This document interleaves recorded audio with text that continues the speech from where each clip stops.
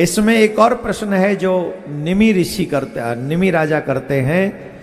जो मनुष्य धर्म के विरुद्ध विषयों में आसक्त होकर अपना पूरा जीवन जीते हैं, महाराज उनकी क्या गति होती है, कृपा करके हमको बताइए। तब चमस ऋषि कहते हैं,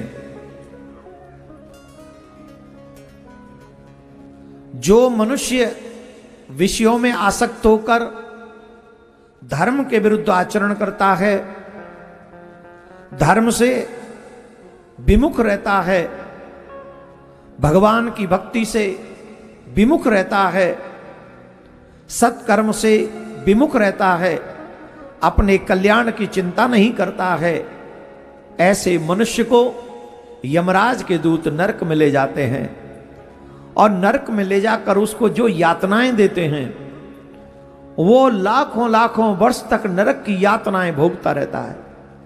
इतने कष्ट भोगता है, कहीं तो कौओं से उसकी आंखों को नोचवाया जाता है, कहीं बड़े बड़े गिद्ध अपनी चोंच से उसके मांस को नोच डालते हैं, कहीं जलती हुई अग्नि के ऊपर रखी हुई गरम तेल की भट्टी में उसको पूरा डाल दिया जाता है, कहीं वैतरणी में उसे बार बार डुबाया जाता है, कहीं पेड़ों से उसे ऊपर से उसके बाल पकड़कर नीचे घसीटा जाता है और उसकी जो तलवार की तरह पैनी होती हैं वो पत्तियां, वो उसे काट काट के टुकड़े टुकड़े करके उसे छिन्न भिन्न कर देते हैं। हे राजन, धर्म पथ से भटके हुए लोगों की दुर्गति होती है, बहुत दुर्गति होती है।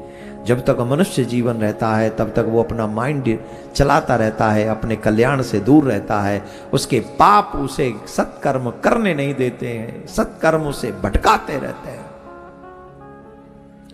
तभी तो ये पाप ही तो हैं कि हमें भगवान की कथा में आने नहीं देते। आज 7वें दिन जितने लोग हैं वो पहले दिन क्यों नहीं होते हैं? क्योंकि पाप होते हैं, वो नहीं आने देते हैं। हम चाहते हैं कि धर्म में भी शॉर्टकट अपना ले, नहीं, 7 दिन बैठकर जो विचार डेवलपमेंट होते हैं, जो भगवान की ओर हम लोग बढ़ते हैं, ये एक दिन में नहीं हो सकता। वो तो भगवान का प्रेमी बना देते 7 दिन की भागवत। अंत में उद्धव ने पूछा, प्रभु जब आप पृथ्वी छोड़कर चले जाएंगे तो धर्मम किम शरणम गतः, धर्म किसकी शरण में जाएगा?